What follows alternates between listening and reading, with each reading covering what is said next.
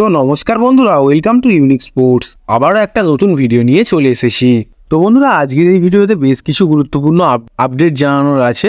তো ভিডিওটা স্কিপ না করে পুরোটা দেখবে। আর বন্ধুরা, চ্যানেলে নতুন হলে চ্যানেলটিকে সাবস্ক্রাইবও করে নেবে। তো বন্ধুরা, মোহনবাগানের নতুন কোচ মলিনা শেষমেশ কলকাতাতে এসে উপস্থিত হয়েছেন।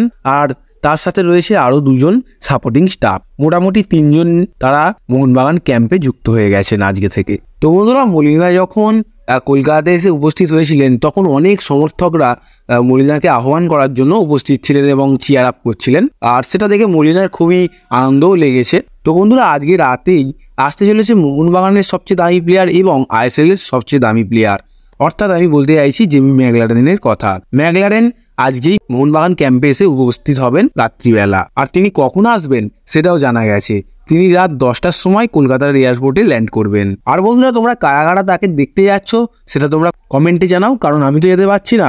তোমরা কমেন্টে জানাও কে কে যাচ্ছ। তো বন্ধুরা, ম্যাকলারেনের সাথে আর একটা প্লেয়ারও মোহনবাগান ক্যাম্পে এসে আজকে রাতেই উপস্থিত হবেন। তিনি হলেন গ্রেগ স্টুয়ার্ট। তিনিও আজ রাত্রিবেলা মোহনবাগানের ক্যাম্পে যুক্ত হয়ে যাবেন। তো মোটামুটি ভালো ভালো সমস্ত মেন প্লেয়াররাই চলে আসছে। আর বন্ধুরা, তোমাদের জানিয়ে রাখি যে আজ বা কাল জেসন কামিংস আর অ্যালবাত্রো রড্রিগেজও চলে আসছেন, কিন্তু তাদের টাইমটা জানা যায়নি যে তারা কখন এসে উপস্থিত হবেন। আর বন্ধুরা, সবার মনে কোশ্চেন থাকবে যে মোহনবাগান ফ্যানদের নয়নের মণি, অর্থাৎ আমি দিমিত্রির কথা বলছি, দিমিত্রি পেট্রাট্রস, তিনি কবে আসবেন। তোমাদের জানিয়ে রাখি যে তিনি আজ বা কাল আসবেন না, কারণ নাকি তার ফ্যামিলিতে কি অনুষ্ঠান রয়েছে, সেই কারণেই তিনি আসতে পারবেন না এই কয়েকদিনের মধ্যে। আর বন্ধুরা, তোমাদের জানিয়ে রাখি দিমিত্রি 2-3 দিন পর বা 3-4 দিন পর মোহনবাগান ক্যাম্পে জয়েন হয়ে যাবে।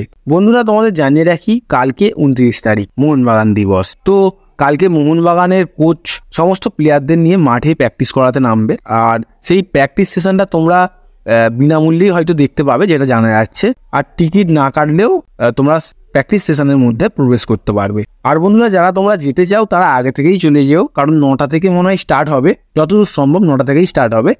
কারণ ভিড়ও হতে পারে, আর অনেকটা ভিড় হওয়ার চান্সও রয়েছে, কারণ যেহেতু বিনামূল্যে অনেক লোকই যাবে, যেহেতু ফ্রিতে একটা প্র্যাকটিস সেশন দেখা যাবে। তাই বলছি, যেতে চাইলে আগেভাগেই চলে যাবে তোমরা।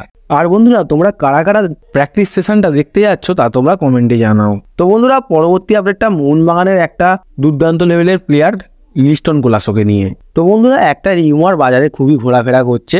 সেই রিউমারটা হলো লিস্টন কোলাসো নাকি মোহনবাগান ছেড়ে বেঙ্গালুরু এফসি দলে সাইন করতে চলেছে। তো বন্ধুরা, তোমাদের জানিয়ে রাখি যে এই নিউজটা পুরোপুরি ফেক। যারা ছড়িয়েছে তাদের আর কি বলবো, কিছু বলার নেই।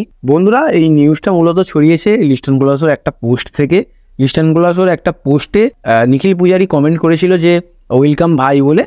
সেটা থেকেই তো সমস্ত রিউমারের সৃষ্টি। নানান সাইট বলো, নানান ইউটিউব চ্যানেল বলো, তারা মোটামুটি ছড়াতে শুরু করেছিল। বন্ধুরা, তোমাদের বলে রাখি যে এই নিউজটা পুরোপুরি ফেক, কারণ মোহনবাগানের প্ল্যানের মধ্যে লিস্টন কোলাসো রয়েইছে। যদি না থাকতো তাহলে যখন কেরালা প্রীতম কোটালকে দেবার বদলে লিস্টন কোলাসো আর দীপক টাকরিকে চাইছিল, তখন হয়তো মোহনবাগান সেই নেগোসিয়েশনে রাজি হয়ে যেত। মোহনবাগানের প্ল্যানে আছে বলেই তারা রাজি হয়নি। দেখো বন্ধুরা, মোহনবাগান কোনো মতেই চাইবে না যে লিস্টন কোলাসোর মতো একটা দুর্দান্ত লেভেলের প্লেয়ারকে টিম থেকে বের করে অন্য টিমে, কারণ তার মূল কারণটা হচ্ছে যে তিনি আগের সিজনে লিগ সিল জেতার জন্য অনেকটাই সাহায্য করেছিলেন। তাছাড়া প্রত্যেকটা ম্যাচেই ভালো পারফরমেন্স করেছিলেন। তার আগের ইয়ারে হয়তো তার ফর্মটা অতটা ছিল না, কিন্তু তার আগের ইয়ারে যথেষ্ট ভালো ফর্মই ছিল। যেই ফর্মে থাকাকালীন আমরা সবাই লিস্টন কোলাসোকে চিনতে শিখেছি যে এই প্লেয়ারটার মধ্যে একটা পোটেন্সিয়াল রয়েছে, পরবর্তীকালে বড় প্লেয়ার হবে। আর বন্ধুরা, এটা বললেও চলবে না, তিনি কিন্তু সেই সময় ইন্ডিয়ার সবচেয়ে সেরা প্লেয়ারও ছিলেন। তো তার মধ্যে তো কোয়ালিটি রয়েছে, মাঝে মাঝে ডাউনফল আসতেই পারে, কিন্তু মোহনবাগান তার প্রতি বিশ্বাস দেখিয়েছে, সেই জন্য মোহনবাগান কোনো মতেই ছাড়বে না। তো আশা করা যাচ্ছে এইবারে লিস্টন কোলাসো সেই পুরাতন লিস্টন কোলাসোর মতোই খেলবে। এবার দেখা যাক কি হয়। তো বন্ধুরা, পরবর্তী আপডেটটা ইস্টবেঙ্গল দলকে নিয়ে। ইস্টবেঙ্গল দলের সম্বন্ধে জানা যাচ্ছে নাকি মোহনবাগানের আগের ইয়ারের ডিফেন্ডার হেক্টর ইউস্টের সাথে ইস্টবেঙ্গল দলের কথাবার্তা মোটামুটি কনফার্ম হয়ে গেছে। তাকে ইস্টবেঙ্গল দল টিমে নেওয়ার জন্য অনেক দিন ধরেই কথাবার্তা চালাচ্ছিল, এবং যা নানান সাইট থেকে জানা যাচ্ছে এবং যা আপডেট উঠে আসছে, নাকি ইস্টবেঙ্গলের সাথে হেক্টর ইউস্টের ডিলটা পুরোপুরি ডান হয়ে গেছে। আর বন্ধুরা, ইস্টবেঙ্গল দল চাইছে যে এই ডিলটা তাড়াতাড়ি হয়ে যাক আর হেক্টর ইউস্টে তাড়াতাড়ি কলকাতাতে চলে আসুক। তার মূল কারণটা হচ্ছে যেহেতু ইস্টবেঙ্গলের সামনে এএফসি কোয়ালিফায়ারের কিছু ম্যাচ রয়েছে, আর তারা চাইছে সেই ম্যাচগুলোতে যেন দুর্দান্ত লেভেলের পারফরমেন্স করে তাদের টিম। সেই জন্যেই মেন একদম দুর্দান্ত টিম নিয়ে নামতে চাইছে তারা। তো বন্ধুরা পরবর্তী আপডেটটা ইস্টবেঙ্গলের আগের সিজনের সবচেয়ে সেরা প্লেয়ার, ইয়াং প্লেয়ার বলতে পারো, পিভি বিষ্ণুকে নিয়ে। এই প্লেয়ারটির মধ্যে যথেষ্ট কোয়ালিটি রয়েছে আর যথেষ্ট ভালো লেভেলের প্লেয়ার। তো এই প্লেয়ারটিকে নিয়ে একটা আপডেট আসছে যে মুম্বাই নাকি এই প্লেয়ারটিকে নেওয়ার জন্য ইস্টবেঙ্গলের কাছে অনেক টাকার প্রস্তাব রেখেছে। তো বন্ধুরা সেই কারণেই ইস্টবেঙ্গল দল বিনো জর্জ আর বিষ্ণুর সাথে কথাবার্তা চালাচ্ছে যাতে বিষ্ণুর সাথে ইস্টবেঙ্গলের ডিলটা আরও কিছুটা সময় বাড়ানো যায়, কারণ বিষ্ণুর মতো প্লেয়ারকে ইস্টবেঙ্গল কোনো মতেই ছাড়তে চাইছে না। কিন্তু বন্ধুরা মুম্বাইও অনেক টাকারই প্রস্তাব দিয়েছে, এবার দেখার বিষয় কি হয়। আজকের ভিডিওটা এতটুকুই। ভালো লাগলে লাইক করো আর চ্যানেলে নতুন হলে সাবস্ক্রাইব করে দাও।